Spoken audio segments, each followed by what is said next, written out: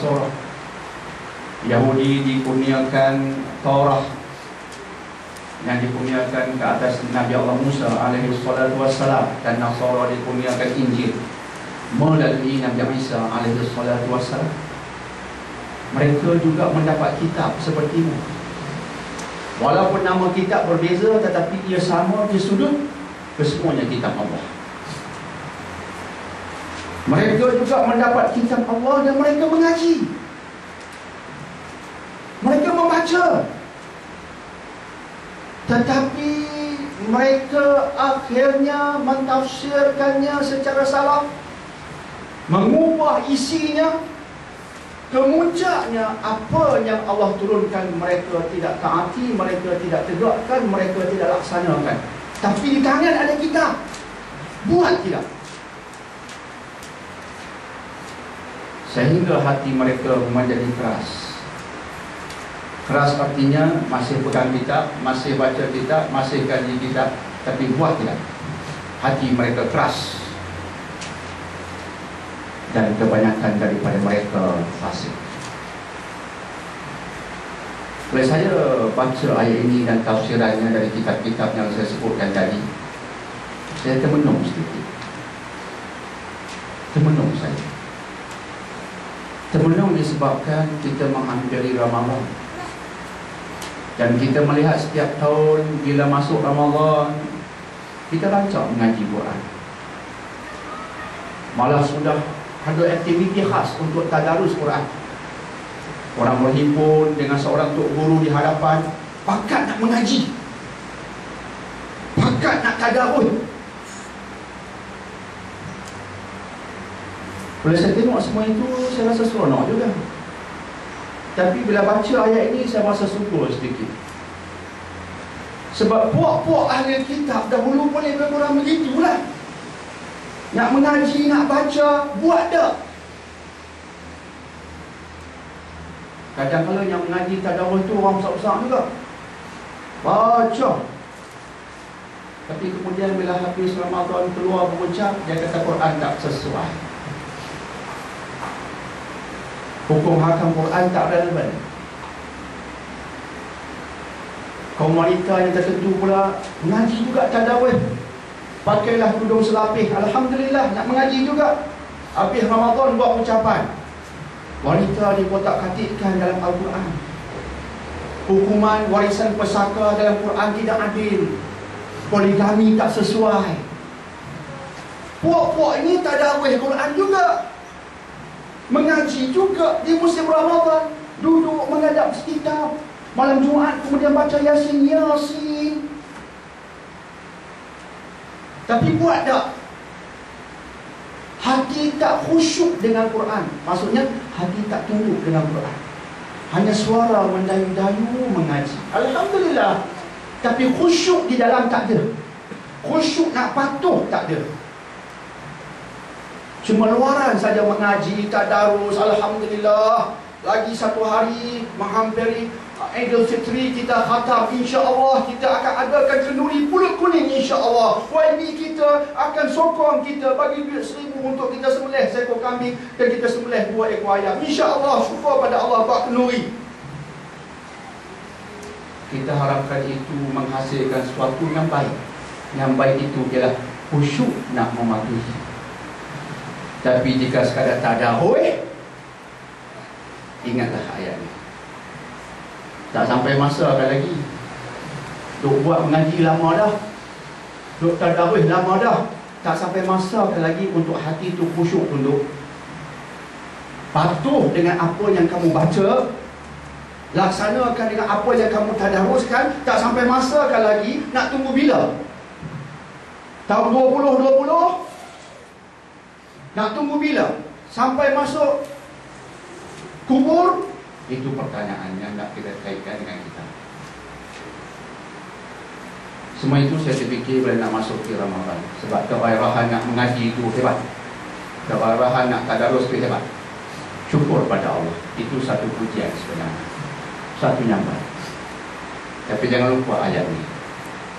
Jangan jadi seperti ahli kitab dahulu, kata Allah. Mereka pendapat kitab, baca juga, mengaji juga, tadarus juga. Tapi tadarus mengaji dengan hati yang keras. Maksudnya tak baca saja, tapi keyakinan tentang Quran taklah begitu tinggi. Nak laksanakan mereka masih ragu-ragu. Boleh pakai ke? Masuk akal ke hukum hakam Quran ni? Maksudnya mereka mengaji dengan hati yang keras. Nampak luaran angguk kepala, tapi hati tak angguk. Sebab itulah kita berdoa pada Allah, tak nak jadi kelompok tadarus sahaja. Kita berdoa pada Allah jangan jadi puak mengaji saja. Tapi kita berdoa kepada Allah agar kita termasuk dalam golongan yang mengaji insya-Allah, yang bertadarus insya-Allah dengan hati yang khusyuk. Itu yang kita mahu. Dengan hati yang khusyuk ditafsirkan sebagai hati yang tunduk. Bila kita baca, kita faham, insya-Allah kita nak buat. InsyaAllah dia sesuai, InsyaAllah dia relevan, InsyaAllah dia elok, InsyaAllah dia yang paling cantik. Dan kita nak laksanakannya di peringkat atas sampai ke bawah. Itu yang tersirat pada ayat yang amat penting. Sebab itu bila kita masuki Ramadan, tuan-tuan dan puan-puan, rancangkan aktiviti tadarus, tapi tingkatkannya dengan kefahaman selepas bertadarus. InsyaAllah itu harapan saya. Jangan hanya mengaji tapi tanpa khusyuk nak tahan. Belum sampai masanya lagi, Allah bertanya. Sehubungan dengan ayat ini, dalam tafsir Al-Azhar oleh Hamka disebutkan tentang dua tokoh sufi, tokoh tasawuf dalam Islam yang terkesan sangat dengan ayat ini, dan kesannya mengubah kehidupan mereka 180 darjah. Pertama ialah tokoh tasawuf dan pada ketika yang sama tokoh hadis, yaitu Imam Abdullah bin Mubarak rahimahullah ta'ala. Dan yang kedua ialah Imam Fudhil Iyad, tokoh sufi yang terkenal. Dan bila kita membaca kitab Ihya Ulumuddin dan yang seumpamanya, nama mereka berdua ini seringkali diungkapkan, dirojoki sebagai orang yang perkataan mereka merupakan perkataan yang cukup hebat untuk dijadikan sebagai iktibar. Dan kisah kedua-duanya dinukilkan dalam tafsir Qurtubi. Sebab itu saya nak ceritakan sedikit, sebab rojokannya bagi saya agak baik. Dan saya ingin memaklumkan bahawa kadang-kadang kisah-kisah orang sufi ini, kisah-kisah mereka, kisah-kisah dongeng semata-mata.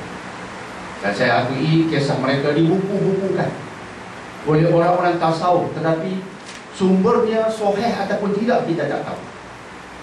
Cerita bukan-bukan ditulis tentang wali-wali Allah, ahli-ahli sufi dan seumpamanya, tetapi seringkali ia tak masuk akal. Dan seringkali dia tak selari dengan konsep syariat, tak selari langsung. Menceritakan kepelekan yang ahli sufi itu buat, yang tak masuk akal dan tak masuk syariat. Jangan baca buku yang seperti itu, yang rojokannya tak jelas.